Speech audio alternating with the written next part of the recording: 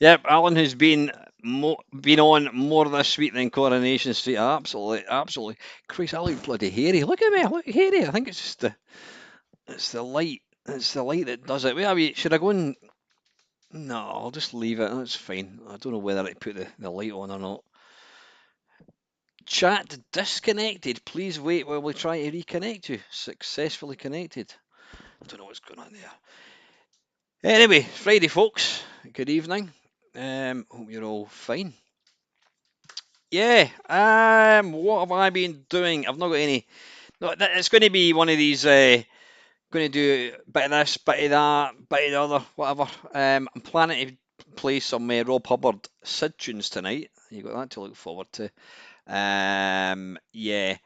Anyway, right. What have I been up to since?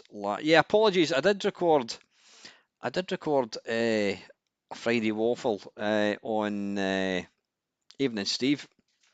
I did record a Friday Waffle on Sunday. Yeah, it was last Sunday, and I completely forgot I'd done it. I mean, it was only what, I don't know, 10 minutes or something. It wasn't an awful lot. But I completely forgot all about it, and it's when I was on my phone. I was flicking through some videos and I thought, Christ, I didn't upload that. So hence the reason the better late than never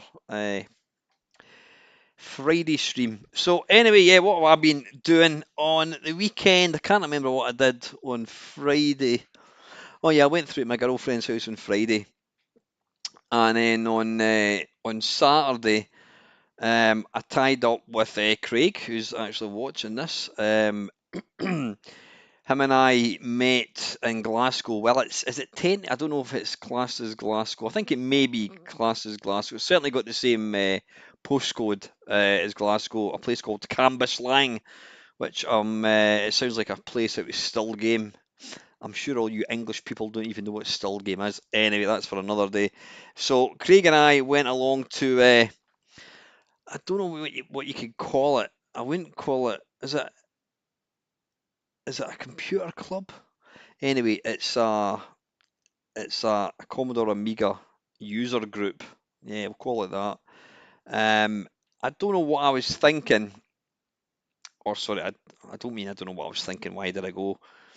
Um, I don't know what I was expecting. I had it in my head. I don't know why. I had it in my head that it was going to be lots of tables and lots of people selling stuff and all that kind of stuff. And I was a wee bit late. Well, in fact, I wasn't late. Craig was he was early.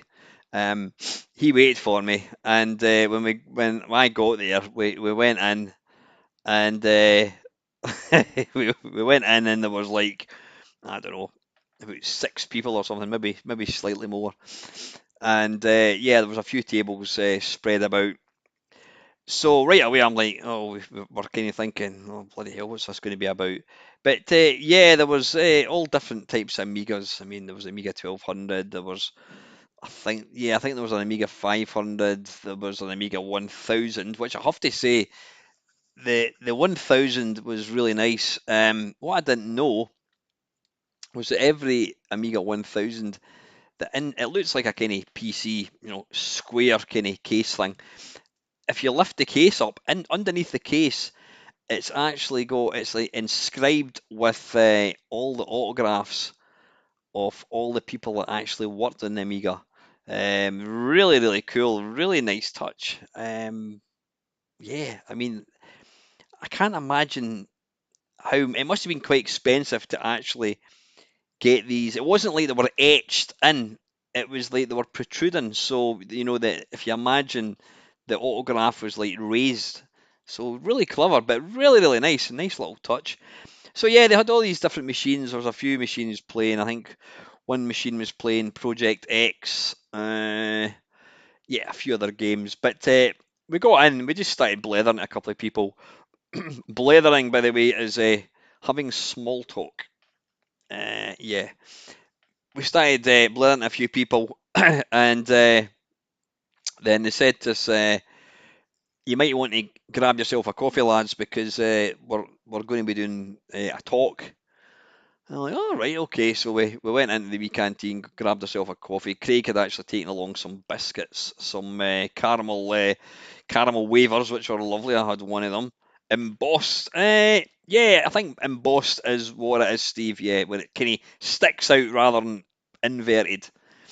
Um, so we got a coffee, and they said, right, pull a chair together, pull your chairs together. So this, when we got in, by the way, we started chatting to, this guy. Anyway, he says, right, pull your chairs together. So we sat down, and then they said, in today's talk, we're going to discuss capacitors. And now, what I know about capacitors, you could write on the edge, not one side, you could write on the edge of a postage stamp. In other words, bugger all. I know nothing about capacitors. So yeah, what then proceeded was there was about an hour's talk all about capacitors. Um, I did try to kind of take in what was being discussed, but he lost me after about the second slide, and I was trying to. Craig was sitting on my left, and yeah, I was trying to kind of stifle my laugh because it was, really good what they were doing. But yeah, unfortunately, it wasn't a flux capacitor. It was just capacitors. But what I did learn is there are three different types of capacitors. Um, you've got, I'm not even going to start talking about them, but yeah, there's one that's cheap and cheerful and doesn't really break. You've got the most common one that's got liquid, and then you've got this other one which, if you put in slightly higher voltage, the thing explodes apparently. So I did learn a wee bit about capacitors, but yeah, like I says, after the second slide, he'd lost me. So I went for a piss, and then I came back and I just kind of had a look about. But yeah, so after that, I'd said to my girlfriend, look, I'll be a couple hours tops. I'm not going to be very long. Then they said, oh, does anybody want to take part in a Sensei soccer tournament? I'm like, yes. So we stuck our name down, and I managed to win it. Now, if you've been watching any of my Sensei soccer streams that I've done this week, you'll be thinking you won it. How bloody shit were the opposition? Yeah, you can ask that. Anyway, I won a Terry's chocolate orange, which was quite nice. But anyway, so that was it. So yeah, after that, I said to Craig, look, I need to go. I've kind of been a bit longer than I thought it was going to be. So we parted company, and I got back. Yeah, I can't remember what I did on Saturday. I think we went shopping, whatever it was. But that was that. But anyway, when I got home on the Sunday, I'm like, you know what? I really fancy getting another Amiga. I really do. I mean, I did have, fairly recent. Good evening, Eagle. Up till, I don't know, maybe about 3 years ago, I had a 1200. It wasn't my original 1200. I mean, that disappeared a long, long time ago. But I bought a 1200. I put a little SD card thing in so I could play all the games, and it was great. I had a kind of budget. What do you call it? I had a budget bloody accelerator card in it as well. Evening, Paul. Oh, you're part. You must be a decent runner, mate. If you're part of Canvas Lang Harriers, wow. Yeah, what was I talking about? So anyway, I had a hankering to get a an Amiga 1200. Now I'm one of these stupid buggers that when I get the idea for something, when there's something I want to get, um, something that I know I can get. I don't mean like, oh, I want a Lamborghini. That's not going to happen. When it's something I think, oh, I want that, I become quite obsessed with it, and I try and get it as quickly as possible. And funnily enough, I posted in Discord, and Craig said that he was actually wanting a 1200 as well. So both of us had the kind of bug to get one. So I knew that 1200s go for quite a lot of money. You know, you're not going to get one for like 100 quid, anything like that. So I thought to myself, right, okay, if I can get something fairly decent, I don't know, maybe for like 300 quid, that would be fine. So I went on eBay, and there was some going for quite a lot of money. I mean, there was one going for like £1,500. I knew nothing about it. Anyway, I found one on Facebook Marketplace, and it was 600 quid, which is considerably more than I was hoping to spend. But I copy and pasted the spec into Discord, and to ask, is this any good? What is it? So a couple of guys, they said, yeah, there's Craig saying one went for 750 quid tonight on eBay. A couple of guys goes, oh, I think that's pretty good. Yeah, he says that's worth it. But then a resident Amiga expert, Colin Jones, he went, that is fantastic. That is an incredible price. He says the price of the chip, the processor, and the graphics card was like worth more than the guy was charging. And I'm like, ah, fuck, what do I do? What do I do? What do I do? Now, as luck would have it, I've been trying to sell my ColecoVision for probably 3 months. I've had absolutely no interest in it whatsoever until a couple of days ago. A guy got in touch and was interested. So I thought, if I sell that, that's going to kind of pay half of it. And I thought, you know what? Fuck it. Why not get myself an absolutely all singing, all dancing Amiga? That's going to be the dog's bollocks. That's going to be great. So I got in touch with the guy. In fact, I'd actually offered him 450, and I got no reply. And then when Craig told me, not Craig, when Colin told me that it was such a good price, he says, "Oh, bite his hand off for it." I thought, fucking hell. And then I thought to myself, well, you know what? At the end of the day, if I buy it and I don't like it, I can sell it. You know, I can sell it for more money or get my money back. So anyway, I arranged to go and pick it up. So I went through, can't remember what day it was, not yesterday, the day before, was that Wednesday, I think it was. Went through on Wednesday night, and as coincidence would have it, the guy that was selling it was the guy that was sitting in front of us at the capacitor talk. Yeah, so right away I thought to myself, well, he's not going to be some kind of fly by night chancer, because you know what it's like. You buy something off one of these shops or whatever. You buy something online, you've got no idea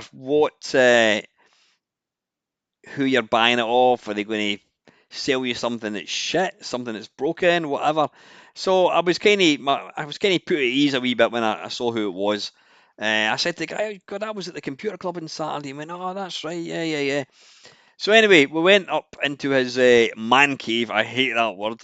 I hate phrases.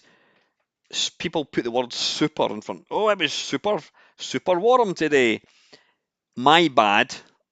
If you ever say that to me, I will break your fingers. I mean it honestly. My bad. I've got a mate says it, and what was I going to say? Man cave and man flu. People that say man flu, fuck off. It's flu. Don't call it man flu. Anyway, he referred to it to his man cave. So we went up into his man cave, which is up a ladder, and Jesus, this guy had a collection and a half of retro stuff. I mean, he just mentally had like all these like PDAs and it's so much stuff. But anyway, he's got two 1200s. He had his one set up, and he also had the one that I was going to be buying off him. First impression that I got with the one that I was buying was it was a wee bit kind of like blurred looking, and I did remark that to him. It was connected through SCART, and he says, "Oh no, no, that's don't worry about it." He says it's just because of the TV that's on. I thought that's fair enough. Um, then and again, to be fair to the guy, I mean, he was absolutely brand new. He said, "Look, just have a play about with it, check it. He spent a bit of time showing me different kind of utilities and all that kind of stuff, and I was just like, can it play games? Because that's the only reason I was buying it, to play games. So I tried one game and it didn't work. I tried Sensi Soccer, funnily enough, and it came up software failure.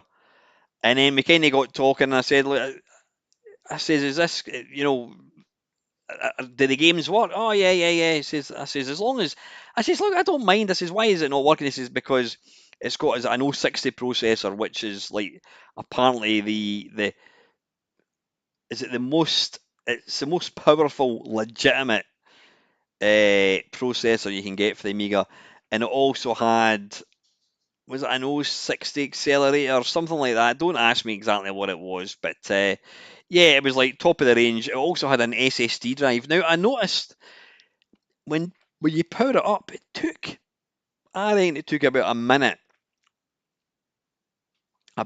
for it to boot in. Now my old Amiga 1200 that had the SD card thing, it would boot up in like 10 seconds. So, I mean, this thing was taking forever to boot up. So I was a wee bit like, why does it take so long? But then I thought, well, once it's booted up, that's fine.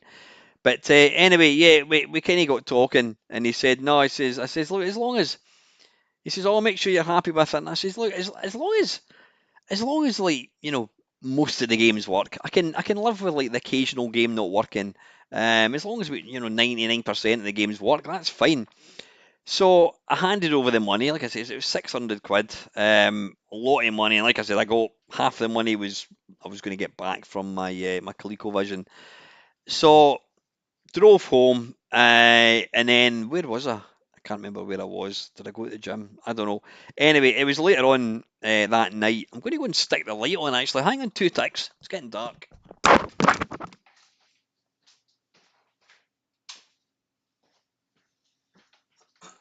we go. That's better. That's awfully blurred looking. Not to worry. Not to worry. Good evening, Keith. Evening, Muckers. Only here briefly as I'm waiting for my takeaway. I'll tell you one thing. You eat very late, don't you? You always like to eat pretty late. What you having, Keith? Go and share it with us. What you having? I was at Weatherspoons tonight for it was a kind of works night out thing. A few people were leaving, and I got Hunter's chicken, and it was awful. It was I know what Hunter's chicken should be, a big bitty chicken, really hot with bacon and like melty cheese. Now this thing was, it looked like they'd taken two little bits of chicken that you can buy in the meat department in Morrison's. They'd heated it up in the microwave. They put these two horrible little bits of bacon, and instead of grated cheese, they put Dale, I'll give you a call shortly, mate. I hope everyone's all right, mate. Listen, I'll give you a call, buddy. Yeah, that's not good, mate. Oh, yeah, bugger, bloody hell. 900 quid for a clutch repair. Fucking hell. Anyway, sorry. So anyway, I got home. And I thought, right, what I'd done is there. You can see that's my Spectrum Next, or that's my Engo, which I got from Steve. Thank you very much, Steve. You can see it gets used.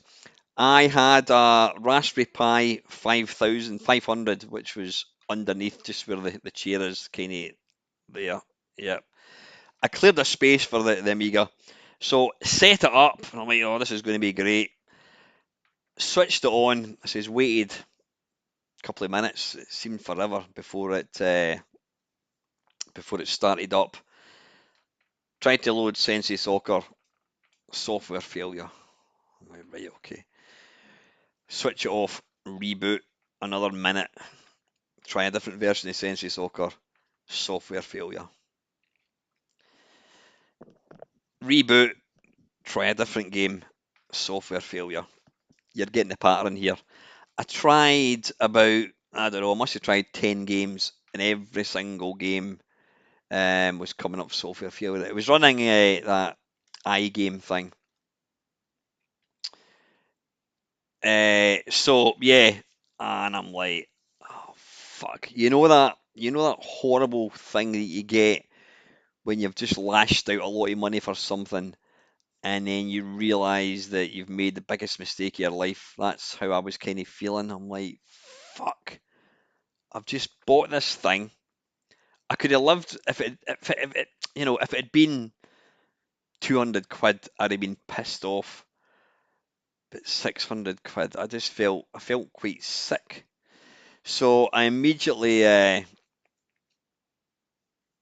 messaged the guy, and he didn't read my message, because the only way I could contact him was through Facebook.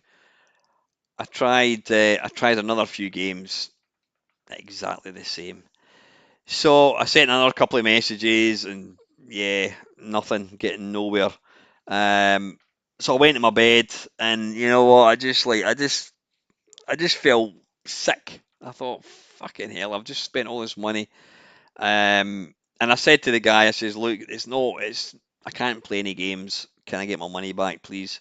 And obviously he hadn't read the message. Um, but then anyway, fair enough. Fast forward to the morning. Um, the guy had got back to me, says, look, yep, you can bring it back.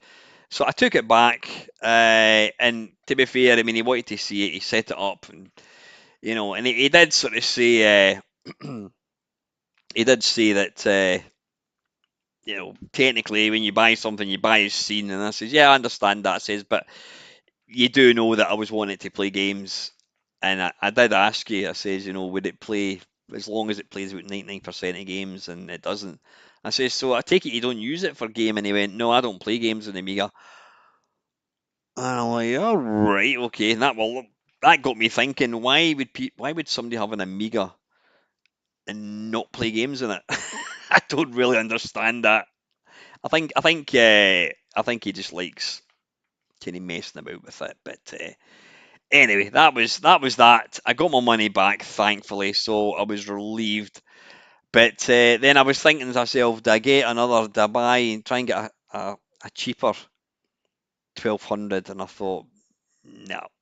You know what? I got rid of my Amiga 1200 for a reason. I got the Mister, I got the Pi 500. And yeah, I just had been at that Amiga user group thing. I just had this hankering to get one, but I've kind of had my fingers burned, big style. Um, and yeah, actually, Craig was wanting to get a. He was wanting to get a. What do you call it? He was wanting to get an Amiga as well, and I said to him, "Look, don't, don't buy one unless you've got the knowledge to be able to repair things, and not so much repair, but to be able to tinker. And I can't. I switch the Amiga on, put a disc in. That's about as much tinkering as I'm ever likely to do. But anyway, we've got a happy ending, so I got my money back, thankfully. Got my money back. Evening, Bob. Um, I connected up the Pi 500, and it's got Pi Amiga on it. Oh my good golly. I don't know why I even bothered to go and buy another Amiga. This thing is absolutely insane. It's like the top of the range Amiga. And this thing, I can't remember, it's about 100 quid for this Pi 500 thing. I upgraded from the Pi 400, and Craig's actually he's bought it. He's buying it off me, and I let him. I made a little video just for Craig to let him see this thing working. And I says, honestly, mate, I says, if you're just wanting to play games, if you're just wanting to play Amiga games, stick with the Mister. That does it perfectly. I says, but if you want to kind of experience the Amiga experience, the whole flavour of the desktop, and being able to mess about with, watch videos and demos and deluxe paint and that, I says, buy my Pi 400. Honestly, mate, I says, I cannot recommend it highly enough. Um, and I mean, it's the performance of these things is flawless. It boots up in like, I don't know, 30 seconds. When you click on, I mean, even that fancy dancy Amiga, it took it took maybe 30 seconds, if not more, 30, 45 seconds to load up iGame to like populate the list, so it would kind of go brrr, boom. It would take forever. The Pi Amiga just does it like instantly. It is instant. You click on it, boom. You click in a game, it's there. So yeah, if I ever talk about buying another Amiga, then just shoot me down because I don't need one. Um, I'm sure, well, in fact, I know for a fact that that Amiga that I bought and then subsequently took back is a phenomenal Amiga. But you need to be able to, because what the guy had said to me was, he says he'd actually almost like kind of pimped the workbench. He had it running the way he wanted it to run, whatever. So you've got to have the knowledge. And he did say that to me. He says, look, you really need to, and he did. To be fair, he did say that to me when I bought it. He says you need to be able to tinker with them. You need to be able to get your head in and around it. You need to be able to know what you're doing, what you're looking for. Um, but no, I'm out. I'm out. Like I says, I got my fingers burned. I thought, I mean, yeah, I did ask him that, Steve. I says, why is it taking so long to boot? And he seemed to think that, what was it? Oh, what the hell did he say to me? One, he says, because it's like it's looking for a network or something, and it didn't have a network card, and then there was some other reason I can't remember what the hell it was. Yeah, I think he said because there's so much stuff running when you load it, there's loads and loads of stuff running. I don't know. Like I said, I'm not an Amiga expert. I am the polar opposite of an expert, a complete newbie, I think they might call it.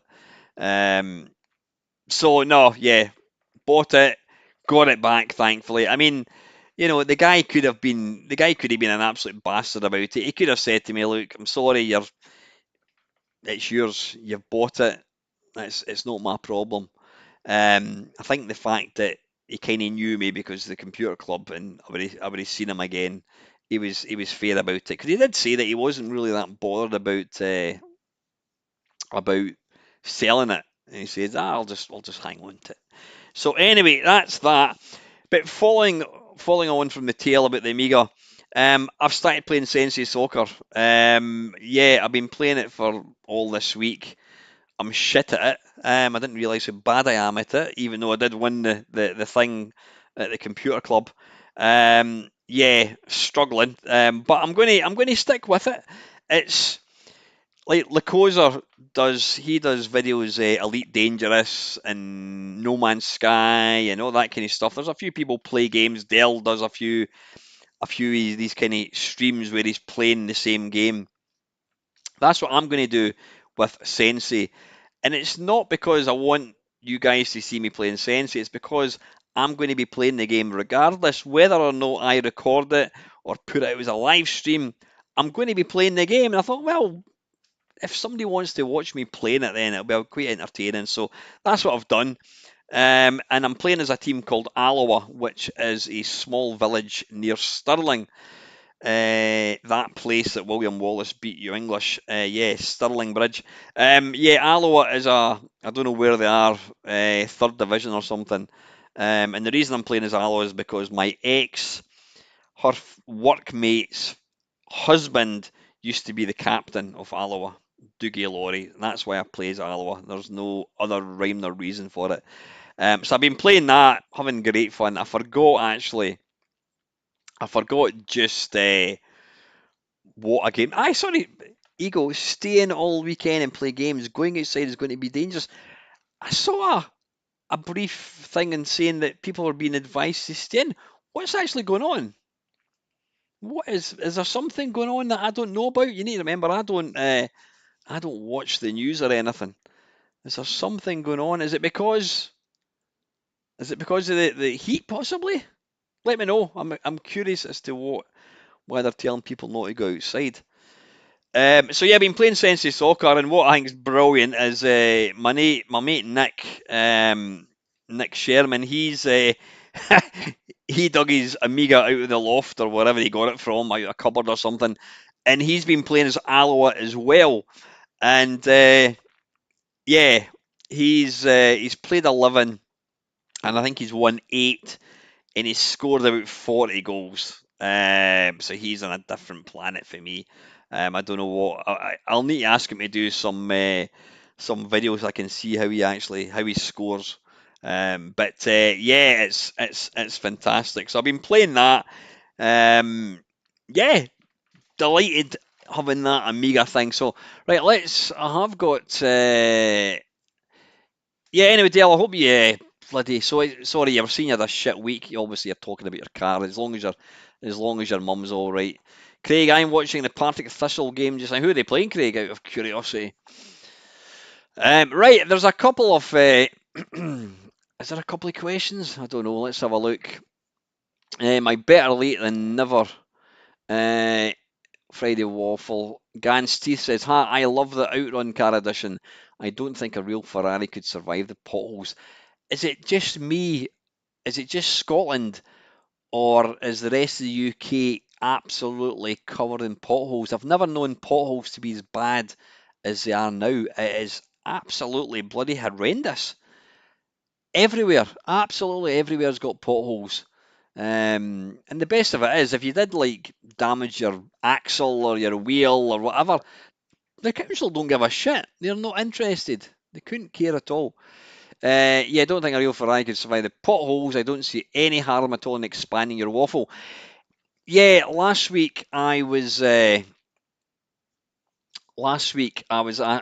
talking about a comment that Dave Connolly had put up on my YouTube channel.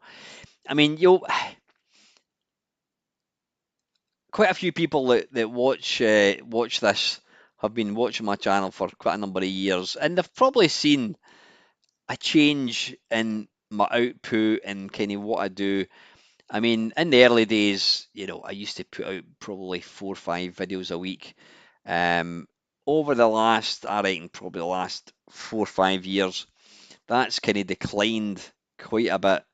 Um, and I don't know what, I think I've got other things that I want to do, but I'm absolutely not getting bored of video games, not at all. I mean, I still get stupidly excited with them, I really do.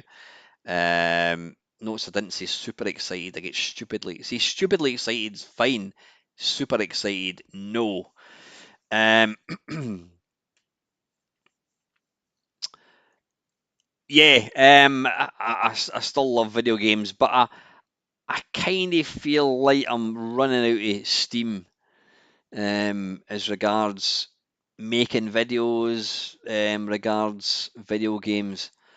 So yeah, Dave had just put up. In fact, he sent me a huge email, which I'm not going to read because it's a private email. But yeah, he was giving me some ideas about things that I could do, and yeah, I'm going to do it. What I'm planning to do is start another YouTube channel. I mean, I do actually have an Alan Stewart YouTube channel, which I used to use. I use it on the very odd occasion. I put up like running videos or whatever type stuff. Some of my kind of drone footage that I've recorded over the years, I've put up in that. But what I'm wanting to do is start another channel, probably have a podcast as well, and I'm gonna what I plan to do is to try and get some like guests onto it and just talk to them about stuff. It's not going to be anything to do with video games, um, and see how it goes. Because I mean, the thing about video games is it's very niche, especially an old fart like me talking about old games. It's very, very niche. You're never gonna get a lot of people listening to it. But it's not about me trying to be popular or making money. I mean, all right, yeah, making money would be nice, but it's just about I'm I kind of feel like I said I've ran out of steam with making a lot of videos these days, and I just want to try something different. So that's the plan. Give it a go. I've already got hopefully two guests lined up. I'm not going to tell you who they are. I'm just going to wait. They're nothing to do with video games, by the way. But then what I'm going to do is I'm then going to share what I do on my Facebook and just see how it goes. See how it goes. I don't think you could shoot anybody for wanting to try a new hobby. Like I says, my main Meister channel is going nowhere, so you don't have to worry about that. That's absolutely not going anywhere. I just want to try something a wee bit different and see how it runs out. So yeah, I don't see any harm at all in expanding your waffle beyond talking about video games. I'm sure talking about whatever is on your mind will be interesting for others. Cause 1973 says, I wish Outrun looked like that. Yes. I'm actually surprised that nobody else has pinched that idea where I place the Outrun car over over my camera footage. Sorry, good evening, Dave. I was in a bit of a similar situation. Gaming had become a bit stale, so I built a sim racing rig. Wow, I haven't so much as touched a traditional game in months. My torch has been relit. Yeah, I think you've got to just try things. Hobbies. Sometimes, yeah, even taking a break for things can be good. Beebs is saying, oh, no, he's talking about. I'll not go into that one. It's yeah, he's talking about where I live. He lives in the same area. Ben Dust, question for the Friday Waffle. Have you seen the Mr. Multisystem 2 that's taking pre-orders? Does it look any good to you? And can you really tell any difference between a Mr. and emulation? To answer part one, I've watched the video of this Multisystem 2. It's it's been developed by a company who co-inhabit the cave. And if you don't know what the cave is it's well, it's got a YouTube channel. It's a big, it's an old mill. I don't quite know where it is. It's well, I know it's about 20 minutes or half an hour from Swindon, if that tells you. But it's the cave itself is a museum that Neil runs in Hawley. Anyone that's familiar with the channel knows Hawley. They've got a kind of museum that's it's fantastic. It's got a brilliant collection of classic hardware, computers, consoles, stuff that you never even knew existed. It's absolutely phenomenal. Um, But yeah, so in this mill you've got the cave, you've got the arcade, which Holly she kind of manages that. She does all the repairs and that kind of stuff. But you've also got this company, and I can't remember the name offhand. They actually produce new gadgets, and they do a lot of 3D printing. And one of the gadgets that they've been working on for a long time is this. What's it called again? The Mr. Multi-System 2. And from what I gather, it's effectively, I don't think it's a true Mister that's got, is it the D10 or something? I don't think it's a true Mister, but it is like 100% compatible. So it's a Mister. It might not have the same gubbins inside, but it does exactly what a Mister does, and it does it just as well. But the clever thing is they've like 3D printed a really nice case. It looks the business. It looks like a console that Sega would bring out. And the biggest plus for it that I can see. Good evening, Steve. Yeah, the biggest plus that I can see with this thing is it's the price. There's two versions, and I can't remember what the difference is. I think one might take. No, I was going to say take original cartridges. I don't know what the difference is, but I do know that the most expensive one, it's it's less than 300 quid. It's like 230 quid or something. Don't quote me on that. But it's brilliant. I mean, it's yeah. If you've been wanting to get a Mister, and you've not got one because, well, they're quite hard to get, and plus the costs can be quite kind of prohibitive as well. They are expensive. Um, have a look at this multi-system too. It does exactly what the Mister does. So yeah, I think it's phenomenal. Will I buy one? I don't have any need for one. I have actually got a spare Mister, because the Mister it's been an absolute game changer for me, especially for like doing live streams and making videos. It works great with the kind of capture card thing. So I don't have any need at all for one. But yeah, if you've been wanting to get a Mister for a long time and you didn't have the money, whatever, have a look at that. It looks the dog's bollocks. Excuse me, I'm going to have a wee drink of my tea. I'll put that off there for a second.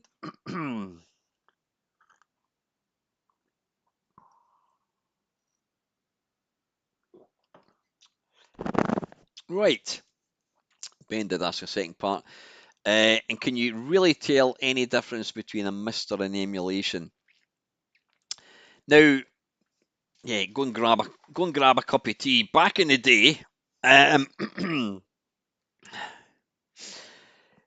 I first became aware of Misters. I don't know. phew, I reckon probably 8 years ago. Maybe not quite as much as that, because my mate Neil had one, and it was called the Mist, not the Mister. It was called the Mist, and he used to bring it along to the computer club, and we would have all these like Raspberry Pis and Android devices with all the different emulators and what have you on it. And he would bring along this little black box thing, and he would put it on, and I don't know, he would maybe have, I don't know, like 100 games in it, whatever. And it looked like something like a DOS command. It was like the black screen.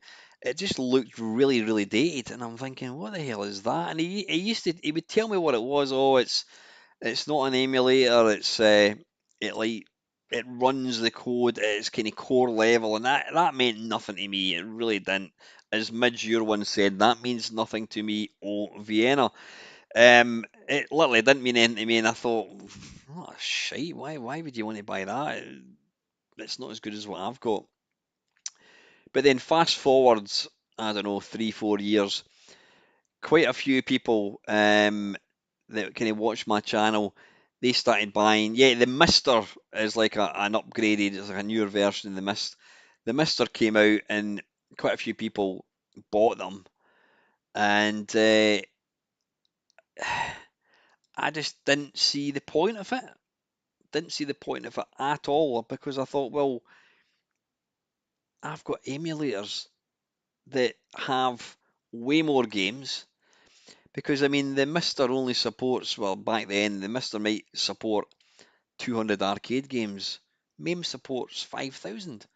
Why would I possibly want to lash out all this money in this thing that's doesn't even look nice? I'm looking, mine's is down there. It's just a little box. I didn't understand it, but then more and more people were buying it, and I mean, I'll name and shame Craig Flanagan, who's watching this. Craig is a complete technophobe like me. He knows nothing about programming or anything like that at all. He had got himself one, and he kept going on. Him and a few other people were going on and on about how brilliant it was, and I'm like, I don't get it, I don't get it, I don't get it. And then I was down in London about maybe 3 years ago, and I met one of the other lads that watches the channel, a guy called Lewis, and he, what the hell are you talking about? Talking about bloody football? Yeah. Anyway, Lewis, I said to him, "What, like, try sell me a Mister, sell me it, go for it. I'm going to start my clock. I'll give you 5 minutes to sell me a Mister." And he started talking about lag and what have you, and I'm like, I don't really understand that. Well, I did kind of understand it, but I thought that's not a problem. I don't really see what lag is. But then when I was playing like the Raspberry Pi on my TV, whatever, there was a you play something like 1942. There's a definite sort of gap. There's a definite kind of pause or lag, I should say, when you're playing a game. And then I thought, you know what? I might need to get one. I might need to get a Mister, because too many people can't be wrong. Everybody in their auntie had them, and they were going about how wonderful they are. But this was over COVID. You couldn't buy them for love nor money. I mean, was it the D10, which is like the main board, because of the chip shortage, you couldn't buy them anywhere. And I thought, right, I can't, I want one, but I can't get it. There's no way that I can actually get it. And then Craig, who I was just talking about, he messaged me and said, by the way, there's a guy, Lewis, my fish supper has arrived. Off to tuck into my Friday treat. Have a great weekend. Enjoy your fish and chips, Lewis. Fuck it, I'm talking about Lewis. Sorry, Keith. I'm talking about Lewis. Anyway, yeah. So I thought, like I was talking about earlier on, I get quite obsessed with things. Once I want something, I'm like, I need to get it. I need to get it. Yeah. Has anybody actually told me what the problem is? Eagle, what is the problem? Have you told me? I don't think you have. Let me have a quick look. Why should you not be going out the house? Did you tell me? I don't think you did. Oh, you're all talking about bloody football. I have no idea. Anyway, why should you not? What's going on? India v Pakistan. What is this to do with it? Is this to do with the war at the moment? Right, right. Yeah, I don't really. I deliberately don't really watch the news. Dearie me. Yeah. Anyway, we'll not talk about that. Right. I hope everyone's all right. Yeah, I know that India and Pakistan are at war. Jesus, not good. Uh, so anyway, I wanted a Mister, but I couldn't get one. And then Craig phoned me up, or he texted me and says, by the way, there's a guy selling one. Why don't you get one? And I bought it, and yeah, I can't recommend them highly enough. They're just fantastic. They're so easy to use. They update themselves. Everything is automatic. Um, everything's automatic. Yeah, you need to put ROMs on. You need to get your games, but just stick them in an SD card and away you go. Um, it's it kind of gives you the authentic feel of playing an old system. So, like for example, if you want to play like an Auric game or we'll say a Spectrum game, there's not a big menu to pick to load it. What you do is you add the tape, and then you've got to physically type in load inverted commas, away you go. It kind of it replicates the experience of using a real bit of hardware. But getting back to what Ben's asking, um, difference between Mister and emulation. I wouldn't say there's a massive amount, I wouldn't say there's a noticeable amount of difference between lag if you're playing like a PC emulator. But if you play something like a Raspberry Pi, whatever, there is definitely there's it's like night and day. It really is. And the thing that the one video that I watched before I got the Mister that really kind of it converted me. Thought I need to get one. Was there was a video I watched, and this guy had multiple cabinets like JAMA boards, whatever it was. He also had uh, he also had a few what do you call it? He had a Sharp X 68000, and he said that he had seen a Mister. I think he borrowed his pal's Mister or something, and he couldn't believe the difference. He couldn't believe how authentic the Mister was. Um, and he says it's like it's incomparable. You can't actually, he said, you can't tell if you get a Sharp X68000 running a game and then you run a mystery, so you can't tell the difference. Cannot tell the difference. So that was what convinced me. So yeah, to answer your question, Ben, can you really tell the difference? Not so much, like I says, playing an emulator on a PC. Depends what emulator you're playing, but the wonderful thing about the Mister is because you've got the kind of electronic board and the sort of the code itself of the system is running at base level. You don't have Windows and then an emulator. It's running at base level, so it is, for all intent and purposes, the real hardware. So when you load up a Spectrum, you're running a Spectrum. It's one of these things I think you've got to try. Once you've tried it, you don't want to go back. Um, so that was a very, very convoluted answer, I think. Uh, let's have a look. No, that was commenting on an old video. I think that is it. So anyway, listen, what I'm going to do, I've not got anything else to really talk about. In fact, wait a minute. I think, was it Steve did ask me a game? Ask me a game? What am I talking about? I think Steve, what did you ask me, mate? Was it something about what was the last book that I read? Uh,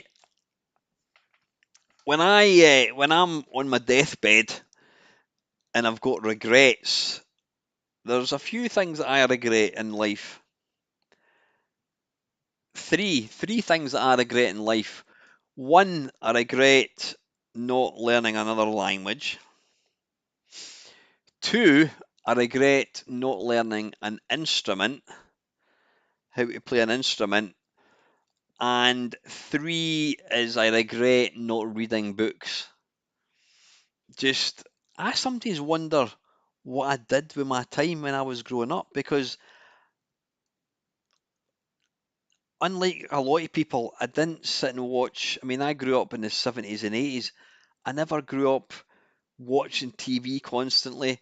Um,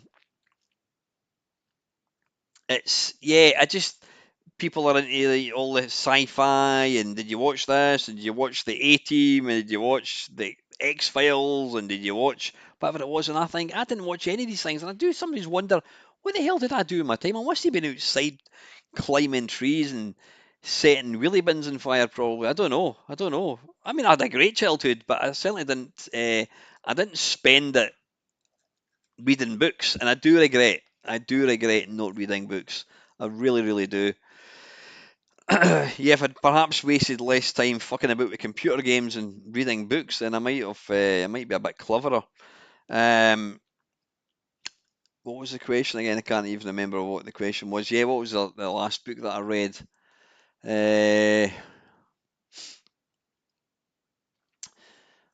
Bloody hell! It might have been the last Billy Connolly. In fact, no, it wasn't. It would be the. I think he played bass guitar for the Specials. A guy called Horace Panter. It was his autobiography. I tend to read kind of factual books. I've never really read. Back in the 90s, I used to read fictional stuff. I read like a lot of Stephen King books. Is it James Herbert? Did he do the Rats? Stuff like that. Clear and Present Danger. Can't remember who wrote that. I did kind of read books in the 90s, but I think when computers came along, that kind of virtually sapped all my kind of spare time. Yeah, yeah, it's not big and it's not clever, folks. Right, anyway, what we're going to do, how are we doing for time? 10 o'clock. Who's up for a bit of Rob Hubbard music? I think that's what we should do. So, what I'm going to do is I'm going to. Good evening, Alex. How the bloody hell are you? My, haven't you grown? Right, I'm going to. PC screen, there we go. We're going to. We're going to play 10 Rob Hubbard tunes. So what I'm going to do? I don't know, let me just. That's just annoying me. I'm going to sit myself, and I can. Yeah, I can. Yeah, I'll sit there out the road. Mind one business. Right, yeah, we're going to play was it last week, the week before, I think it was. I did I did a kind of Sid show, and I was playing the music from. In fact, we're not going to do Rob Hubbard. No, we're not going to do Rob. I think Rob Hubbard needs it needs its own video. Yeah. What I'm going to do, yeah. Anyway, I did a video, and it was we were just listening to some music by the Mighty Bog, who was he was one of the guys, the first guy that I became aware of to really make the Sid chip sing. He actually recreated music that made it sound really good. Prior to that, it was all just absolute tosh. Um, and it was good. I love listening to Sid music, and I think quite a few of you guys do as well. So what we're going to do, I think we should let's have a wee look. I actually want to see. Yeah, I think Rob Hubbard needs his own. Don't know how many.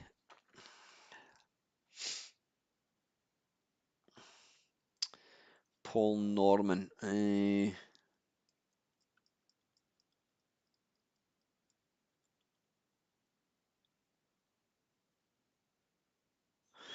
Evening Ox. Listen, yeah, yeah, let's listen to some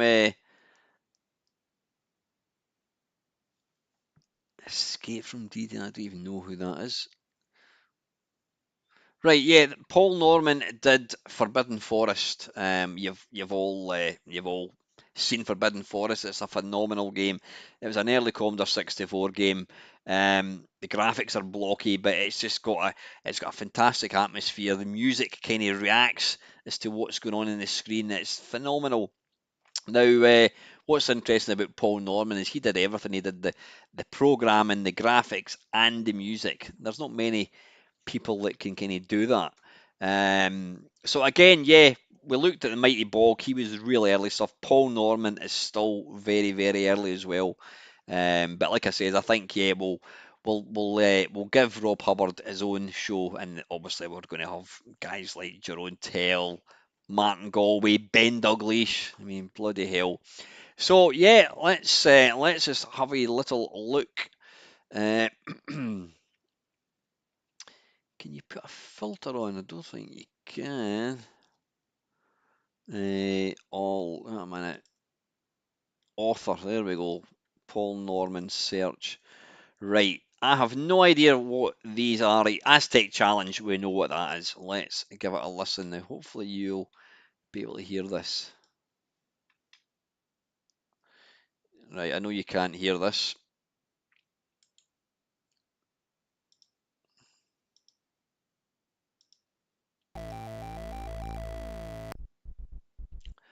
I'm going to put it back to the start.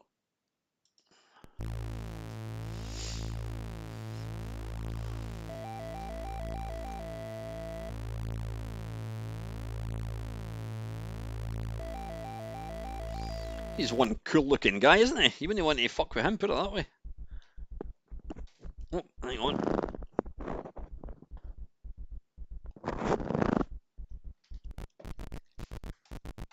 Nice use of the filter.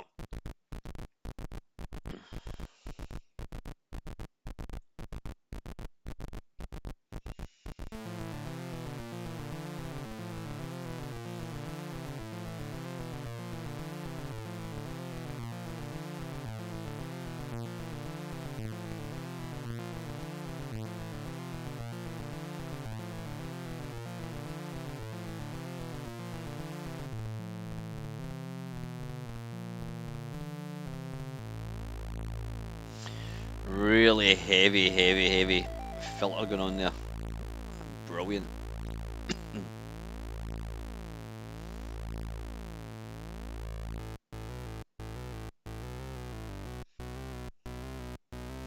I don't think he gets the credit that he deserves for his music.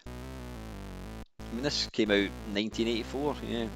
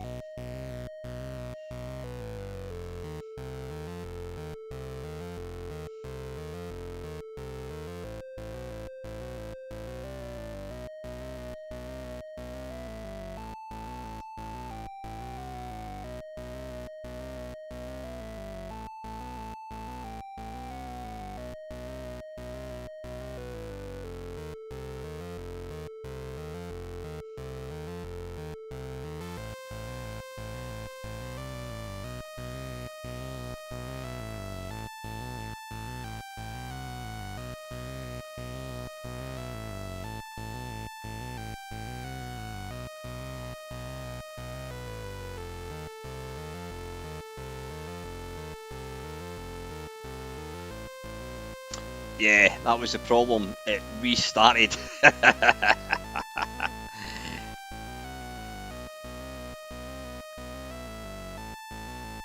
It was a frustrating game, like, but yeah.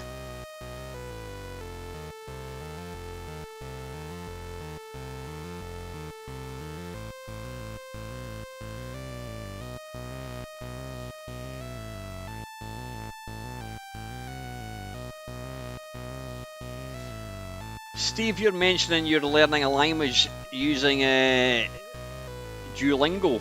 I've seen that app. Is it any good? How do you find it? You're saying you're on a 486-day streak. Yeah, it's a free app, isn't it? How do you find it?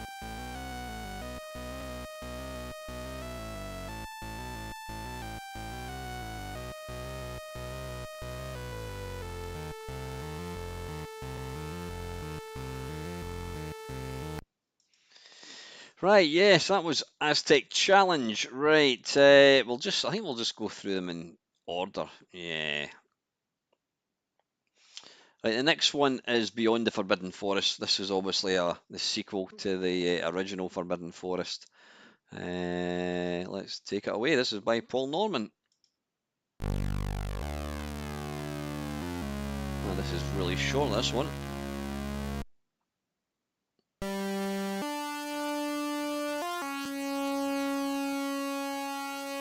Evening, Marco.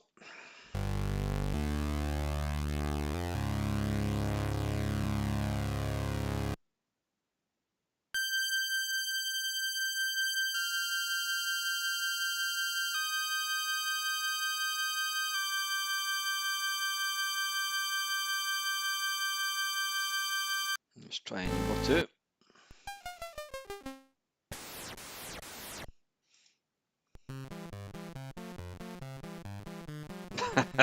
What? Oh, wait a minute. Oh, sorry, I'm just jumping.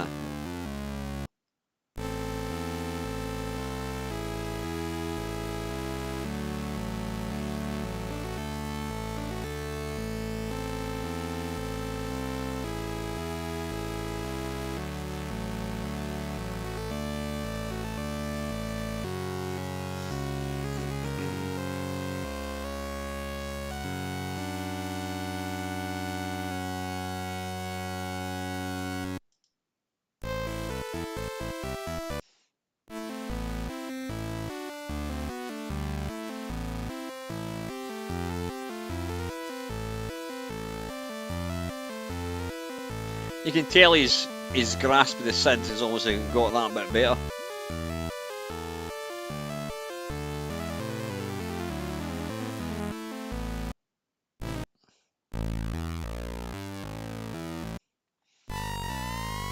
That's when you're getting killed.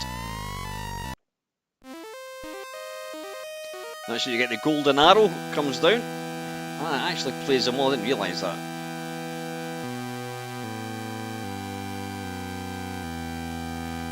He did. I mean, he didn't write. Well, he did write some original tracks, but yeah, I think of any Sid musician, and the thing is, he wasn't just a Sid musician. He was an artist. He is a coder. He was a graphic artist as well. You know, he was a phenomenal talent. And you're absolutely right, Mark. Paul Norman captured the mood of a game like no one else.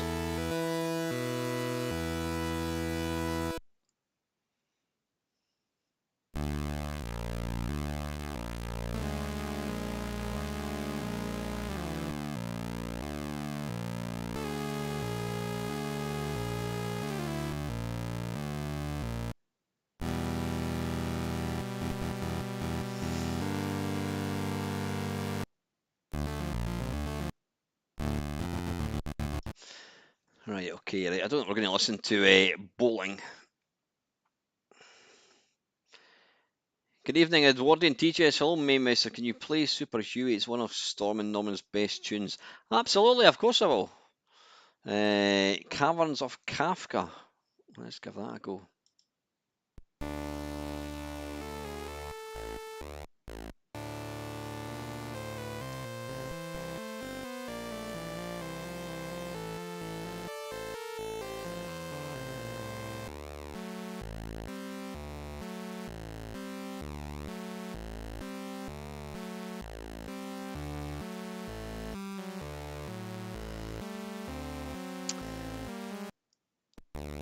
Yeah, I don't think he's done any kind of big pieces. A lot of his music's little kind of short little bits. Anyway, I'm not really familiar with that game. Chernobyl. Didn't even know there was a game. Let's give that a go.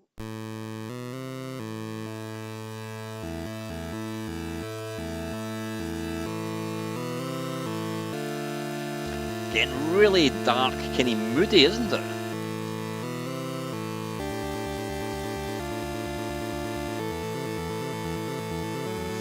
It wouldn't surprise me if he'd actually been a kind of classical pianist, just the types of bits that he puts together.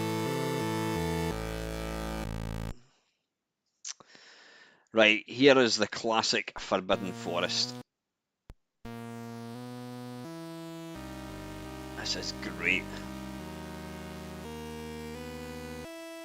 Just close your eyes and just see the game.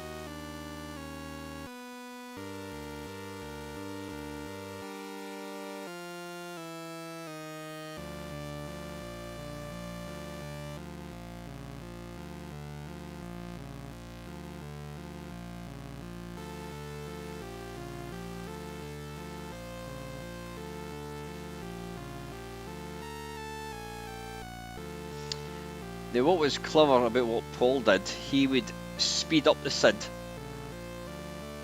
just for effect, you know, really, really clever. The same SID tune, but he'd speed it up depending what was kind of going on in the actual game.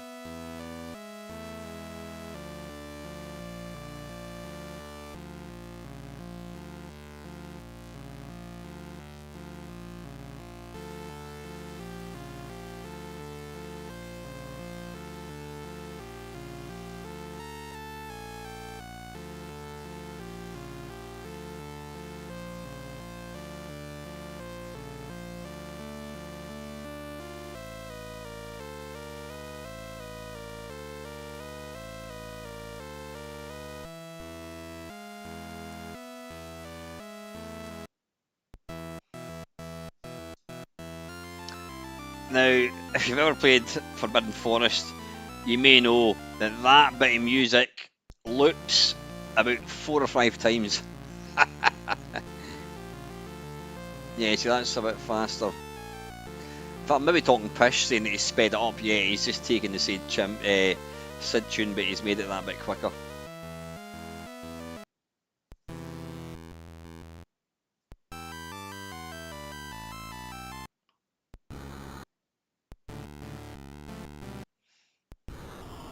Yeah, you need to have these sound effects in the game. You need to see the game. It just captures the mood of the game perfectly. Oh, horrible noise. Right, anyway. Yeah, he's not got any big, massive pieces. I mean, I think Forbidden Forest to me is the one that I really think about. Slinky, I do remember that one. What's Paul Norman computerized? What's this?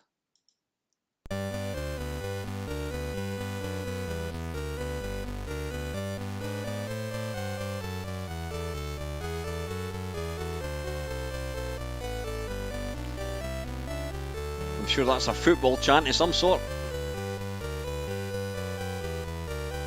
Dum.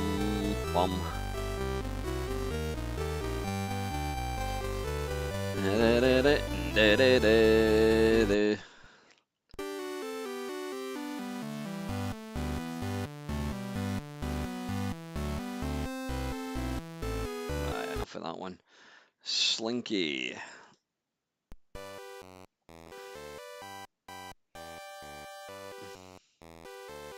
The festival. I knew that tune, but I didn't know what it was. Yeah, he didn't do a lot. I mean, he didn't. To be fair, he didn't write many games, but what he has done is, I think, most of them are classics. Right, probably yeah, one of the best ones was Super Huey, which was a helicopter simulator. Good game. I remember buying it at the time, thinking it was crap. But I actually played it fairly recently, and it's actually a really good game. This has got a really kind of good base. This is Super Huey.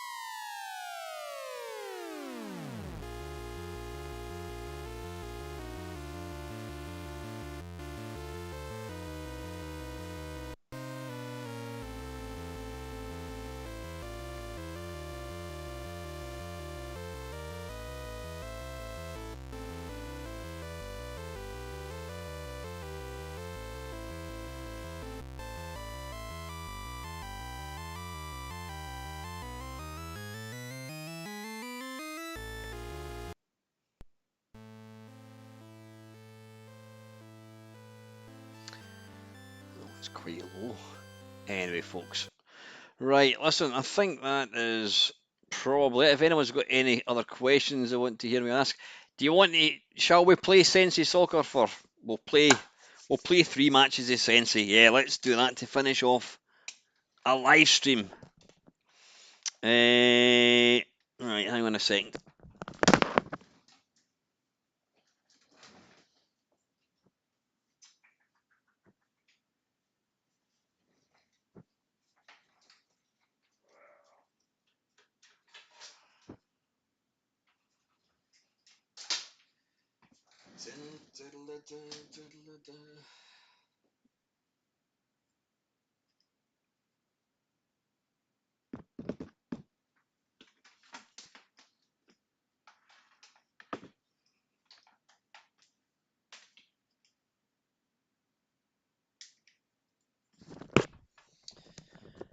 I'll play 3 matches, folks, and then I'll let you guys get going.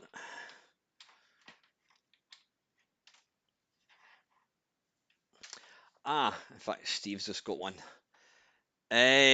Question for Al: what favourite drink or sweet when you were a kid do they no longer make? Well, there's loads of sweets that they don't no longer make. I'm assuming, Craig, Steve, you mean? In fact, you know, I'll not bother with Sensi Soccer. I can leave that for another night. Yeah, I'll leave that. A sweet that no, there's a few sweets. One sweet that I loved as a kid, and they don't make it anymore, was mint cracknel. Do you remember that? It was it was like, I was going to say like a bounty. It was nothing like a bounty. It came in a little sort of black cardboard tray, and it had 2 bits, kind of like a bounty. You know, one bit there, one bit there, and it was, how did you describe it? It was if you can imagine, what insulation that you get in the loft. If you imagine insulation but mint flavored but hard, that was like the texture. Or like, imagine asbestos. It's like little strands. It was weird. Yeah, mint cracknel. I says it was mint flavour and it had like dark chocolate around it. That was lovely. One juice that I used to love was oh, what the hell do you call it? Oh, bloody hell! The polar bear Cresta. Do you remember Cresta? It was Cresta was it was obviously a flavoured drink, and you had strawberry. I can't remember what other flavours. And the kind of logo, the logo was a polar bear, and he used to have kind of glasses, and he was like a chilled out kind of polar bear. Yeah, loved that. Oh, there's tons. I mean, yeah, that could be another video.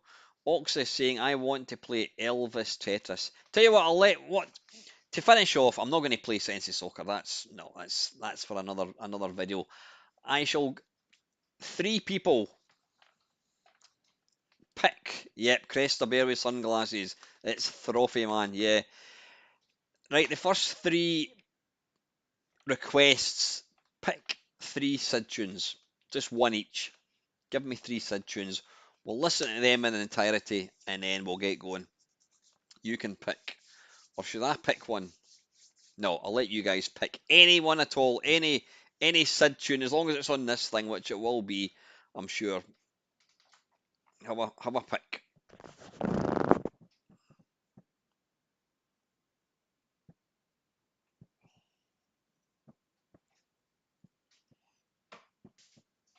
You know what, Steve?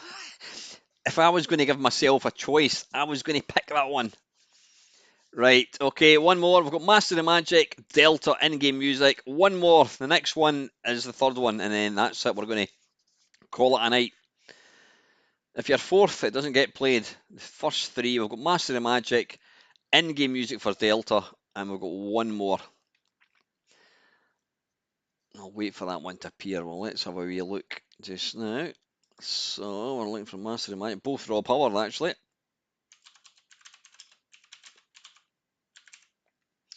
Come on, one more. The next one gets it.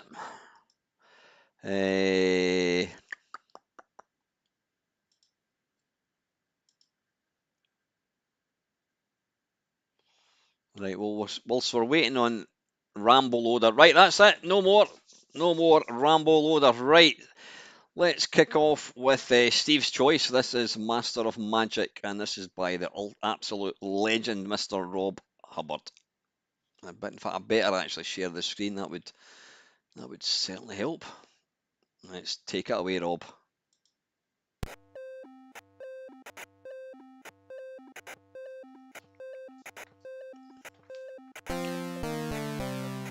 I've played the wrong one, folks. Sorry. This is the correct one.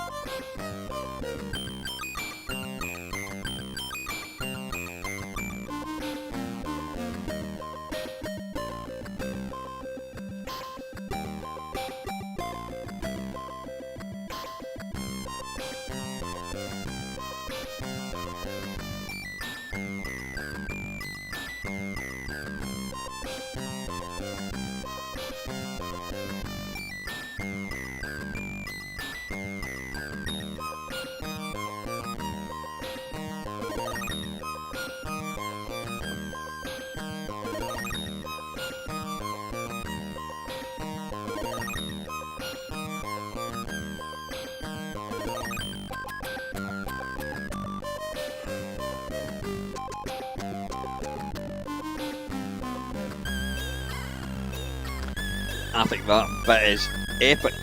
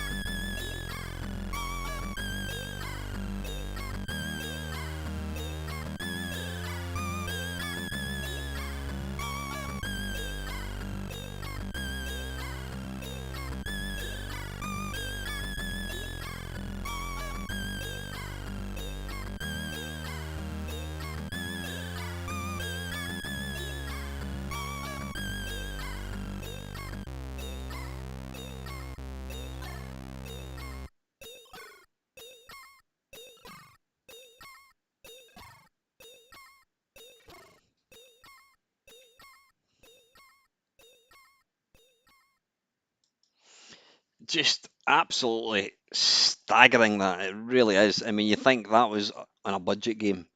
I mean, I bought the game. The game itself is actually really good. It's by Codemasters, but it was worth it just to hear that music. It's just phenomenal. Yeah, it's up there. What I'm going to do, yeah, I'm just thinking about my kind of my SID shows. Um, I'm going to base it on one author kind of per show.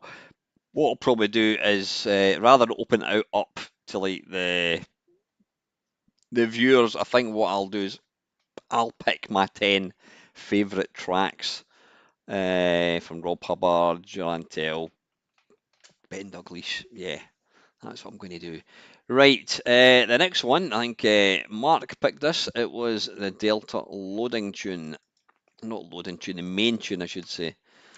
Delta. Just keep me right, Mark. I mean, I do know what Delta sounds like. Let's have a look. Search. Rob Hubbard. I think this is it. No, that's not it. Oh, that's the. That's not it. Wait, let me. What I'll do is I'll put in Rob Hubbard actually.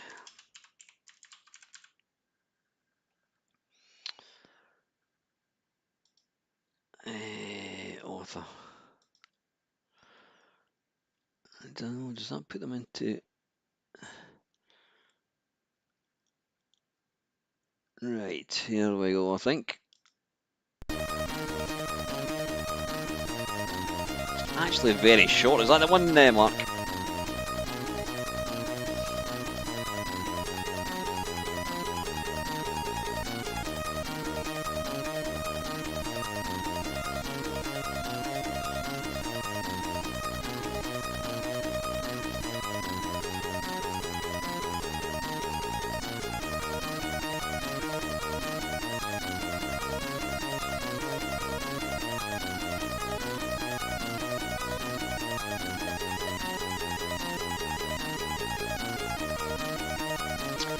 Sorry, you're right. That's the title music. Wait a minute. Yeah.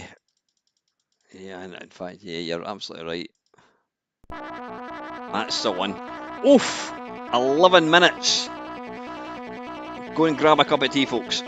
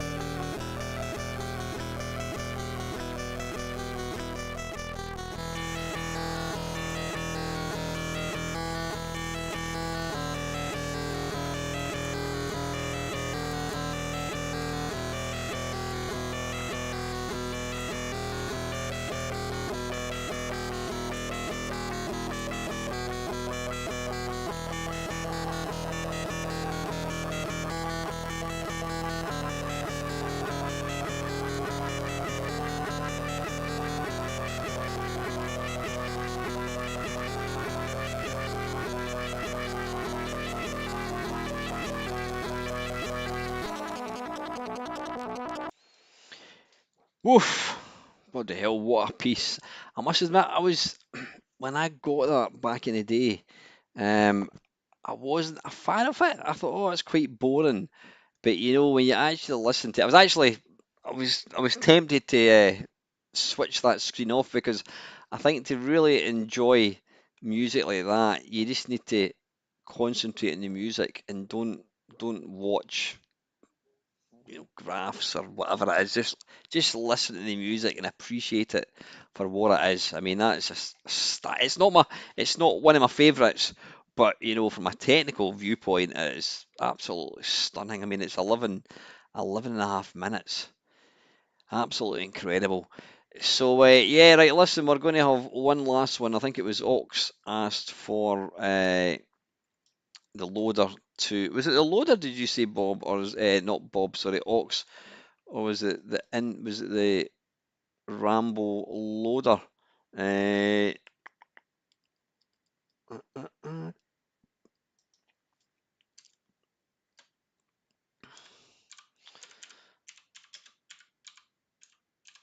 Oh, go away. Now just keep me right. Right, so Rambo First Blood. Keep me right, Ox. Hopefully Ox is still watching that. Right, this is Rambo. Now that's in-game music, isn't it?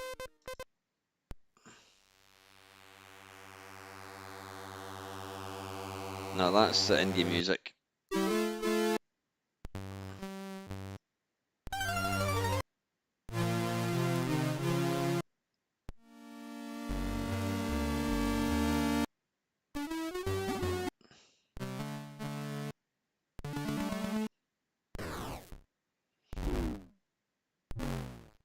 What one is it? Have you any idea? There's sound effects.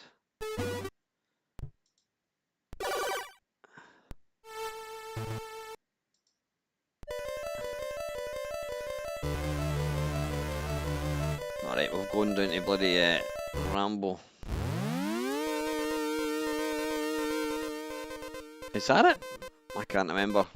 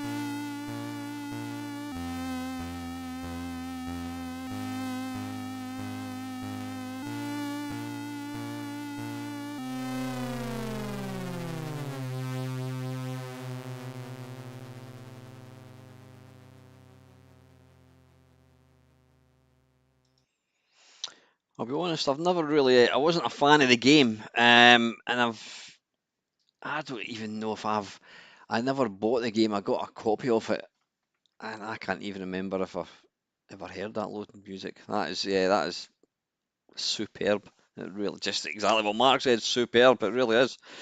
So anyway, folks, listen, we're almost at the 2 hour mark. I think you've seen enough of me. Go and spend time with your other half. Yeah, listen, thank you very, very much for taking time out to tune in tonight. It's been good fun. I've enjoyed it. I will be back. I should be back hopefully on all going well on Sunday for the usual live stream thing. Yeah, just stay safe. Have a great Friday night. What you've got left of it anyway. It's 10 to 11. Have a lovely weekend, and I will see you on Sunday hopefully. So anyway, folks, till next time. Thank you very much for watching.